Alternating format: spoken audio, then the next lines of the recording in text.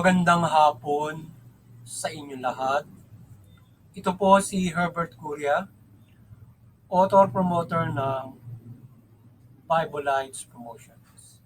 Kakibat ang ating pananalig sa ating banal na Panginoon Diyos, banal na Panginoon Kristo, at kabayan ng kaliwanagan ni Banal na Santa Maria ay ating pong ibinabahagi sa inyo sa linggong ito. Ang mensahe ng ating banal na Panginoon Diyos. Ang tema ng mensahe ng ating banal na Panginoon Diyos ay manampalataya sa Panginoong Kristo sa gabay at gabay ng mabuting balita para sa pagbabago at pagtahak ng mabuti. Ngayon po ibabasahin ko sa inyo ang mga mensaheng ito mula po dito sa Bagong Tipan ng Mabuting Balita na paghahari ng ating banal na Panginoon Diyos sa pamamagitan ng banal na Panginoong Kristo. At ayon po dito kay Apostol San Lucas, Kabanata 11, talatang 10, ito po ang mensahe. Sapagkat naparito ang anak ng tao upang hanapin at iligtas ang naligaw. Patuloy po natin. Sa mga taga-Roma, Kabanata 13, talatang 12. Ito po ang mensahe. Namamaalam na ang gabi at malapit ng magliwanag. Layon nga natin ang lahat ng gawang masama at italaga ang sarili sa paggawa ng mabuti. Ang Panginoong Kristo ang paghariin ninyo sa inyong buhay at huwag paglaanan ang laman upang bigyang kasiyahan ang nasa nito. Pagpatuloy po natin sa mga taga-Efeso, Kabanata 4, talatang 23, 27 at 32. Ito po ang mensahe. Pagbago na kayo ng diwa at pag-iisip at ang dapat makita sa inyo ay ang bagong pagkatao na nilikang kalarawan ng Diyos. Kalarawan ng kanyang katuwiran at kabanalan. Huwag ninyong bigyan ng pagkakataon ng dyablo. Sa halip, kayo maging maawain sa isa't isa at pagpatawaran tulad ng pagpapatawad sa inyo ng Diyos sa pamamagitan ni Kristo. Pagpatuloy po natin sa mga taga-Pilipos, Kabanata 4, talatang 5. Ito po yung mensahe. Ipadamanin nyo sa lahat ang inyong kagandahang loob. Malapit na dumating ang Panginoon. Patuloy po natin sa 2 Thessalonica, Kabanata 2, talatang 17. Ito po ang mensahe. Bigyan nawa kayo ng matatag na kalooban upang inyong maipahayag at maisagawa ang lahat ng mabuti. Patuloy po natin sa kay Apostol Tito, Kabanata 3, talatang 1 hanggang 2. Ito po ang mensahe. Paalalahanan mo silang pasakop sa mga pinuno at may kapangyarihan. Sundin ang mga ito at maging handa sa paggawa ng mabuti. Pagbawalan mo silang magsalita ng masama kanino man.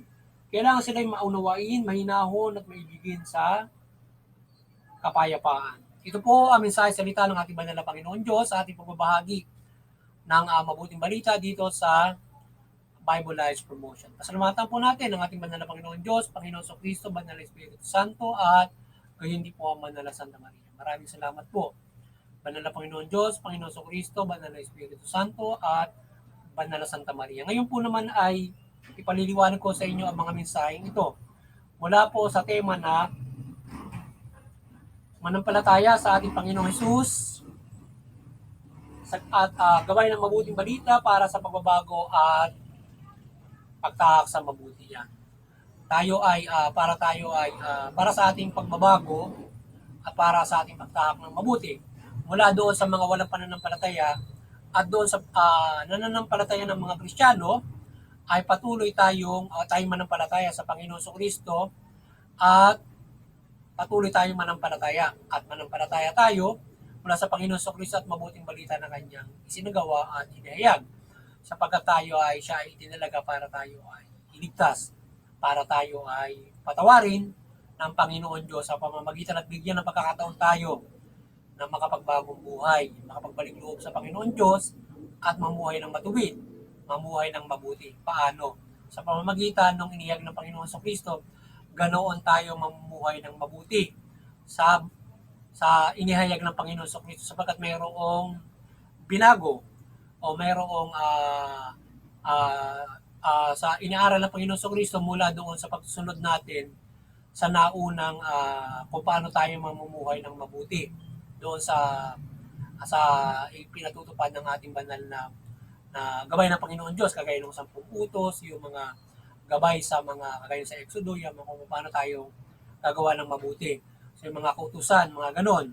So ngayon ay ang Panginoon Kristo ay mayroong iniaral tungkol diyan kung paano tayo susunod diyan at kung paano tayo mamumuhay ng matuwid sa pamamagitan o makatotohanan sa pamamagitan ng kanyang mga aral sa kanyang gabay. Ngayon, kailangan manampalataya tayo sa kanya para sundin natin yung mga aral niya. Kasi kung hindi tayo mananampalataya sa kanya, hindi natin susundin yung mabuting balita at hindi natin susundin ang Panginoon Diyos. Kasi yung mabuting balita ay galing sa Panginoon Diyos na isinagawa niya at inihayag niya at itinalaga niya ang Panginoon sa Kristo, ay mananampalataya muna tayo sa Panginoon sa Kristo.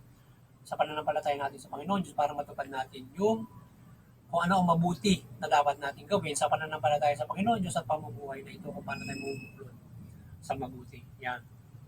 Kaya kaya tayo ay maigting na magbuklod sa paggawa ng mabuti mula sa gabay ng mabuting balita. Yan. Kaya yung mabuti na tatahakin natin kung paano tayo gagawa ng mabuti, yung palakas ng mabuting balita. Uunawain natin yan para ganun tayo gagawa ng mabuti sa gabay ng Panginoon Kristo o sa pananampalataya natin sa Kanya, sa pananampalataya natin sa Panginoon Diyos. Ganyan tayo gagawa ng mabuti sa ilalim ng Kanyang paghahari o kapamahalaan ng Panginoon Diyos mula sa Panginoon Kristo. Para din pagsunod natin sa pamahalaan, yung pamahalaan, yung pagsunod na kasama rin yan sa mabuti na natin gagawin na hindi lamang tayo gagawa ng mabuti mula na sa pangkaraniwan, kundi mabuti na susundin natin yung pamahalaan, huwag tayo maglalabag ng batas. Kaya sinasabi ng Panginoon sa Kristo dito, sumunod tayo sa mga may kapangyarihan, sa mga pinuno. Kaya huwag tayong lumalabag ng batas. Kasi kasama yan. So yan ay gawang mali yung paglabag natin sa batas. Kaya huwag tayong lalabag sa batas para hindi tayo magkamali at makagabay tayo na hindi tayo maparusahan ng pamahalaan o hindi tayo mapahamak. So kaya tayo ay sabi talaga natin yung sarili sa paggawa ng mabuti para makasunod tayo dun sa pamahalaan. At masusunod natin ang lubos yan, siyempre, kung mula dyan pa lang sa aral na yan, at iba yung pagsunod dun sa mabuting balita na mga gabay nito na paano tayo gagawa ng mabuti, na ganito magagawa ng mabuti. Yan. Kailangan ay tayo ay mamold sa ating puso at isipan, pananaw natin with faith in God and Jesus Christ, ilalim ng paghahari, para makagawa tayo ng bayong kabutihan, kabanalan, para masunod natin mabuti, hindi tayo magkamali. Kasama ang pagtitiis, kahabagan. Yan. Kapag ginagawa ka ng mali, eh mahabag ka na gantihan mo yon. Or mahabag ka sa kapwa-tao mo, nagawa mo ng masama. Ganun mga, or pagbibigyan mo, magpatawaran ng bawat isa. Hindi ka, maging mahinahon ka para maiwasan mo yung makagawa ka ng hindi maganda sa kapwa-tao mo. Mula sa yung pita ng laman mo, ay susundin mo para gumawa ka ng mali mula sa at makagawa ka ng mali sa kapwa-tao mo mula sa sarili mo. So usually kapag gumagawa ka ng mali sa sarili mo at kapwa-tao mo, kahit sa thought mo pa lang nagkakamali ka na because of your lust. So kaya sa nasabi ng Panginoon Diyos ay tinatanggal niya yung pita ng laman ng mga tao para hindi tayo magkamali. So Jesus Christ guide us para yung pita na naman natin matanggal sa atin, yung ating para makontrol natin how we control our yung pita ng laman. Halimbawa, usapin 6.1, usapin sa yaman, kapangyarihan. So tayo ay ginagabay ng Panginoon sa Kristo to control it para hindi ito yung mangibabaw sa atin at makagawa tayo ng mali para ma-attain natin yung pita ng laman o yung nais ng katawan natin. Alam mo, nagugutom tayo, wala kang pera. So ngayon, ay napipili, yung hinahanap ng katawan mo ay mula dyan sa gutuman na yan, ay gagawa ka ng mali para lang kumain ka. So dapat ay kaya mong kontrolin yung sarili mo na makagawa ka ng pagkakamali kahit nagugutom ka. So, pinakita ng Panginoon ng Kristo yan doon sa fasting. Kahit na ikaw ay isang buwan ka pang hindi kumakain, ay hindi ka gagawa ng masama kahit item ka ng demonyo. Bigay sa iyo yung Yung kung ikaw may kapangyarihan, gumawa ka nga ng tinapay, kung ikaw ay bibigay sa iyo ang kaharian ng yaman, sumamba ka lang sa demonyo o gumawa ka nga ng masama, yayaman ka, di ba? Kagaya ng ginagawa ng mga nasa gobyerno ngayon, nangungurap, ninakaw yung pera ng gobyerno para yumaman, di ba? So may mga, yung iba naman, hindi lang sa kagutuman, kundi gusto nila yumaman, gusto nila magkamalan sa lapi para lamang na para lamang pamuhay ng magaan. Eh, gagawa ka ng mali, magnanakaw ka doon sa gobyerno or ikaw ay iba't ibang mga kamalian ang gagawin para ka lamang yumaman, di ba? Yung iba gumagawa ng di mabuti para makapamuhay. Ika nga. So, kailangan ay pilitin mo na makapanampalataya ka sa Panginoon Diyos para ipagkaloob sa iyong blessings, kumain ka na maayos. Pwede ka namang humingi ng tulong sa kapwa-tao mo, bigyan ka ng trabaho, pakainin ka muna. Trabaho nga ng gobyerno yon. Kaya nga yung gobyerno magpainting doon. Pakainin mo yung tao, bigyan mo ng trabaho. Diba? So, kasakop ng gobyerno yun eh. Yung iba hindi naman ginagawa. Pero tupad ng gobyerno, ayun. Yung tao na tutulong gumawa ng di mabuti kasi nga ah, gutom. Eh, kaya sinasabi ng Panginoon Diyos, kahit gutom ka pa, kahit ano pa yung las mo, tinuruan tayo na makontrol natin yan. So, Jesus Christ guide us to control it para hindi tayo gagawa ng masama. Puro mabuti ang gagawin natin. So, yan. At nila, ay yung ating mga paaralan, tinuturo tayo paano ang gagawa ng bayong mabuti para makagawa tayo ng mabuti na gagabayan din sila ng ating Panginoon Diyos. So, higit sa lahat ay ang kabanalan na tinuturo ng Panginoon Kristo na gagawin natin sa pamumuhay natin at nakukontrol natin yung masasamang mga gawa. Banal na naging pamumuhay na sapagkat ang pananaw ng pamumuhay na itinuturo sa atin ng Panginoon Kristo ay pananaw at pamumuhay panlangit na ang ating gusto niya na pamumuhay na gagawin na natin dito sa mundo. Pananaw panlangit na. Kaya nga mayroon tayong panutunan ginagawa kung paano mga mag-aasawa, mga iba't ibang mga bagay para panutunan panlangit na yung ginagawa. Langat nag-aasawa tayo, vulnerable tayo. Kaya sa ganong turo ng Panginoon Kristo, ay maki-spiritual at panlangit ang pamumuhay na ginagawa natin dito sa lupa. That's how our perspective to do the good. Yun yung tinuturo sa, kaya yung pamalaan, parte rin yan, kung paano natin susundin, madali natin masusunod dyan kung magagabay tayo ng mabuting balita. Kaya yung mabuting balita, makagabay sa atin in doing good. So, pananampalataya natin sa Panginoon Kristo. Kailangan naman nampalataya tayo sa kanyang lubos, panawalaan natin siya para sundin natin yung kanyang iniaral. Na tayo ay makagawa ng ibayong kabutihan, hindi tayo magkamali. At mula doon sa hindi na nampalataya, magbago ka na. Pagbalik loob ka na doon sa pamamagitan ng pagtupad nito. Ngayon, kung ikaw ay patuloy na nampalataya, nanilimutan mo na ikaw ay nalilimutan mo yung pananampalataya mo, pagbalik loob ka sa Panginoon Kristo, sundin mo patuloy itong mabuting balita, itong gabay na ito, para hindi ka magkamali. Manampalataya ka na lubos sa Panginoon Kristo para mapapatuloy mo ang pakikibaka sa mabuting pamumuhay. Sabi nga, na San Pablo, ang pamumuhay ng mabuti ay pakikibaka sapagkat naglipa na yung masama na nagtetem sa iyo. Kaya nga, maganda na sa pagbabago natin, kung tayo nagkakamali, kung hindi mo nalalaman kung paano tayo minumul ng Panginoon Kristo to control ourselves, isama nyo yan how we abide the good news o aral ng Panginoon Kristo para makontrol natin yung mga sarili natin, para makapamuhay tayo, maka-spiritual o nga, banal, panlangit na ika nga, how we control, lalo na, halimbawa, kung control ka doon sa sa usaping sexual, syempre, lalo na may internet, time ka ngayon, manood ka ng mga porn movies, diba? So, nakakasala ka nun. So, how na sa sarili mo, kukontrolin mo yon. Halimbawa, o naman, mga pangkaraniwang bagay. But definitely, kung ikaw ay nakagawa ng hindi mabuti, sana ay hindi ka makagawa ng mabigat na magpapahamak sa iyo, na ikaw ay mapahamak ng mabigat na nagdudulot ng kamatayan. Halimbawa, nood nun. Ang ginawa mo, nakakita ka, ikaw ay nakipag-date sa isang babae dahil nga sa nakamit mo sa internet tayo, may AIDS pala. Problema mo yun. Dapat tadaanin mo sa pag-aasawa yun. Para yan ang gabay ng makalangit ng Panginoon. Kasi nga, kinukontrol niya yung ating last dyan for proliferation of para sa ating reproduction. Hindi para doon sa kita ng laman mo tungkol doon. O or else iba't ibang mga pita ng laman na kagaya natin na banggit. That is how kinukontrol ng Panginoon Diyos yan mula sa Panginoon sa Kristo para hindi tayo makagawa ng mali.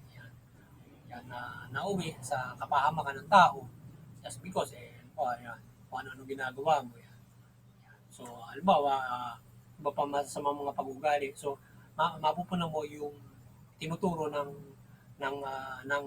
mabuting balita na paano ka maging mahinaho, mahabagin, mga ganun. This is how we mold para tayo ay hindi tayo gumawa ng masama. This is how it molds our emotion. It always molds our perspective. Kasi kung halimbawa mananampalataya ka lang sa Panginoon Diyos, walang aral, hindi mo malalaman kung paano ka gagawa ng mabuti and how tayo gagabayan. So ngayon, yung kung paano tayo gagawa ng mabuti, paano ba yung mabuting gagawin natin. Ganito, ganyan. So dapat nakaayon doon sa ano. Tapos, syempre inasalang mula doon sa pananampalataya, isinasalang-alang natin sila how we do we good. Yan, kagaya din ng pagsunod sa pamalan, nakasama yan. Baka pag nananampalataya kayo, hindi man nasusundin yung pamalan. Hindi. Sa pananampalataya ng Kristiyano, susundin mo yung pamalan, huwag kang maglalabag ng batas, sabi ng Bible. So, huwag mo labagin yung batas, sumunod ka doon sa batas. Yan. Iba yung kabutihan ng gagawin mo sa pagsunod sa batas. Ngayon, kung yung batas sa tingin mo mali, iba yung kabutihan ng gagawin mo para paano may tama mo yun. Huwag mo labagin at itama mo sa maayos na pamamaraan yun. Kung paano ang batas. Kasi yung batas naman, kagaya natin demokrasya, bago ipatupad yan, nasa sa atin ding mga pagkakaisa. Kasi pwede tayong tumutol sa mga batas na ipinatutupad at pagtitiwala natin doon sa mga kongreso, senado, at namumuno para maipatupad ng mga batas. Kaya lang na nangyayari, yung iba nga ay ino-override nila kasi nga para sa kapakanan ng ilan. So, yun. Kaya nagkakaproblema at in the other hand, kailangan tayo makasunod sa lahat ng mga ipinatutupad ng batas. Ngayon, meron naman kasing mga ipinatutupad siya na kahit hindi mo naman sundin, hindi mo naman nalalabag yung batas na mga ipinatutupad. Halimbawa, hindi mo halimbawa yung pagkakaroon ng reproduction, halimbawa yung mga yung contraceptive. So, kung ayaw mag-contraceptive, hindi mo nilalabag yung batas. Pero, open sa batas yun na pwede ka mag-contraceptive. Hindi kagaya noon. Halimbawa, kung ipagbabawal ng batas, bawal mag-contraceptive. Hindi ka gagamit bawal kang gagamit. O magbebenta ka ng kondom o gagamit ka ng kondom. Ipagbabawal yun. Kapag nahuli ka, magkakakaso ka. Ngayon, pwede na siya ngayon. Pwede mong gamitin yun. Pwede ka mag-contraceptive, pwede ka mag-negosyo noon. So, pwede yun. So ngayon, kapag bawal kang magnegosyo, bawal mo gamitin yun. Diba? Yun yung. Ngayon, kung halimbawa, ayaw mo namang gamitin yun, wala namang problema. Kaya lang, ang gabay ng Panginoon Diyos, doon sa pag-aasawa, hindi lang naman yan. Usapin yan, pero yung marami ang kinukontrol natin sa ating mga pita ng laman para hindi tayo magkasala. Kagaya ng pera. Pero gusto mo, yumamang ka, hinaanin mo sa masama. Ayun, hold up ka ng bangko, nagnakaw ka, nandispalko ka, ninakaw yung taong bayan, kung hindi nasa gobyerno, napapahama ka. Kaya iwasan natin manampalataya tayo kay Panginoon sa Kristo, sundin natin siya para mamold tayo. So, yun. Kasi yung kung halimbawa, yung minomold ng pamahalaan at yung minomold ng paaralan, yung minomold ng pamahalaan at ng ating mga magulang, ay higit yung minomold noong mabuting balita. Kung paano tayo magiging mabuti. Kasi banal yung mabuting balita. Banal yung gabay sa ating Panginoon Diyos. Kung paano tayo mamumuhay ng mabuti. Higit tayo makagagawa ng mabuti sa kabanalan na itinuturo noong mabuting balita. So, yan. At kaya mabuti na ang ginagawa mo, may kaligtasang spiritual ka pa. So, yun. Kaya palaging kapag mabuti, buhay ang katumbas nun. Yung kapag masama, kamatayan ang katumbas nun. Practical and spiritual. Kaya palagi tayo nasa sa mabuti at para tayo palaging palagi tayong magabayan ng buhay sa practically and spiritually. So yun, muli, sana ay nagabayan na naman kayo ng Bible Life Promotion sa pagbabahagi ng mabuting balita at kayo ay magabayan sa inyong spiritual na pamumuhay at kaligtasang spiritual mula sa gabay ng mabuting balita o gabay ng Panginoon Kristo sa pananampalataya natin sa Panginoon Diyos. Kaya kayo ay maimulat, paliwanagan ni Panginoon Kristo sa ating binabagi sa inyo para kayo ay magkaroon tayo ng kaligtasang spiritual. Tayo maligtas tayo sa kasamaan, maligtas tayo sa parusa ng Diyos pagdating ng takdang panahon. Kaya sa pang-araw-araw pa ng pamumuhay, naliligtas na tayo sa pananampalataya natin sa Panginoon sa Kristo at sa kanyang gabay sa atin na kanyang mga aral at ng mabuting balita at syempre ng kanyang kapangyarihan na ginagabay sa atin na iadya tayo sa masasama. Yan, kagapa yun na naadya tayo. But doon pa lamang sa paggawa ng mabuti kung ikaw ay yung halimbawa, yung 1% na kung ikaw ay gumagawa ng mabuti, kapag nanampalataya ka, pag-iibayuhin pa ng Panginoon sa Kristo ang paggawa mo ng mabuti para magawa mo ng lubos yan sa gabay niya. Ganun ka gagabayan ng Panginoon sa Kristo. Sa practical pa lang, nagagabayan ka na ng Panginoon sa Kristo ng kanyang kapangyarihan, how you prevent mo yung masasama mula doon sa pagtupad pa lang ng mabuting balita at yung kanyang kapangyarihan para mo magawa niyang iba yung mabuti. At syempre, adya ka niya sa gabay ng kapangyarihan niya doon sa beyond knowledge mo na maaaring kapahamakan, disgrasya, o maaaring gagawa ka ng kapahamakan ng ibang tao, nagkaroon ng sakuna, yun, nililigtas ka niya doon kung ikaw ay nananampalataya at sumusunod ka sa kanya. Kaya tayo ay lahat ay may implication ng ating practical na gawa na lahat natin kasi may kalayaan tayo kasi kung hindi tayo kung puro magiging robot kasi tayo kapag tayo ay hindi na gagabayan sa gawa ng ating banal na Panginoon Diyos. Para tayo maging aso, hindi mo tayong aso. Kaya tayo ay may practical na gawa at tinutulungan tayo sa ating practical na gawa. Mula nga dito. Kaya nangaral pa siya kung gano'n, di ba? So, kaya yon. So, yun at sana ay magabayan ka ng kaligtasang spiritual at tayo ay maligtas pagdating ng takdang panahon mula doon sa 1,000 taon or doon sa magdo ka man sa pangalawang pagkabuhay o na ikaw ay maligtas ng makasama ka sa kaligtasang spiritual. At sana ay gabayan tayo ng kaliwanagan ni Banal na Santa Maria, ng Panginoon Diyos, Panginoon Kristo, Banal na Espiritu Santo. Gabay ng kaliwanagan ni Banal na Santa Maria, sana maliwanagan tayong lahat sa presensya niya sa mga oras na ito. Sana maliwanagan kayo sa inyong mga tahanan at kayo ay o sa pamumuhay natin ito na at sa ating pagbabahagi ay sa mga oras na ito at sa pamumuhay natin ito, magabayan tayo ng kaliwanagan ni Banal na Santa Maria ng Panginoon Diyos sa ating pagtupad ng mabuting balita at gabay niya, mabus yung ating pananampalataya. So yun. At iba't iba niyang himala kapangyarihan o blessing na sa atin mula sa ating pagtupad ng mabuting balita na ating nabanggit ng ina.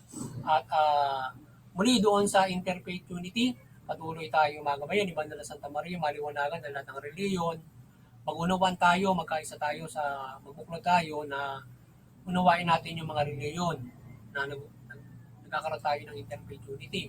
Maging hindi na ng palataya, makisa kayo para hindi kayo magkaroon ng hate crimes in religion. Kundi nakisa kayo, maunawaan nyo yung relihiyon kung ano ba yan, at hindi tayo nauwi sa sigalutan, hindi pagkakaunawaan nauwi sa sigalutan at awayan or digmaan, o karasan or digmaan sa pinaka-worst. Yan. At bagkos ay makagagabay tayo ng unity, kapayapaan, pagmamahal ng pagtutulungan, lalo na paggabay sa pamahalaan ng mabuting pamamahala at iba't ibang mga paggabay sa bawat mga tao, family, community, bansa at buong mundo.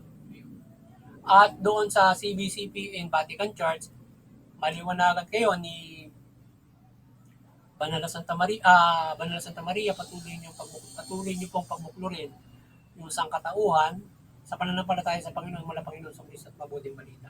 Yan. Sa ating munting kakayanan, sana patuloy tayong gabayan. Gabayan tayo ng Banal na Panginoon Diyos, Panginoon sa Kristo, Banal na Espiritu Santo, sana pag-ibayuhin niya ang ating kakayanan at gawin niya tayo ng kanyang milagro kapangyarihan mula sa pagmimilagro ni Banal na Santa Maria ng kanyang presensya ng Panginoon sa Kristo, ng Panginoon Diyos, Panginoon sa Kristo, nagabayan tayo ng kanyang kaliwanagan, iba't ibang mga blessing sa ating pagbabahagi ng mabuting balita. At lalong-lalo na sa paggabay natin sa pamahalaan na presensya ni Banal Santa Maria ng Panginoon Diyos, kaliwanagan ni Panginoon Kristo, na maliwanagan yung pamahalaan, mamahala ito ng mabuti. Kayo mga kapamalaan, mamahala kayo ng mabuti, matuwid ninyo yung karapatan ng tao. Sa gayon, ay at maliwanagan kayo ng mabuting balita na bilang gabay kung paano kayo magpapatupad ng mabuting pamamahala at ang presensya niya ng ating Panginoon Diyos o ang paggabay niya sa ating panahon at makinabang ang mga mamamayan sa pagpapairan nyo ng mabuting pamamahala, patas ng hustisya, karapatan ng tao. At higit sa lahat, makakapanampalataya sila ng lubos sa ating banal na Panginoon Diyos mula Panginoon Kristo. At sana patuloy tayong gabayan ng Panginoon Diyos, Panginoon Kristo. Tayo ay pagpalain at protektahan at sama-sama tayong mamuhay ayon sa mabuting balita. Magandang hapon sa inyo lahat at God bless you.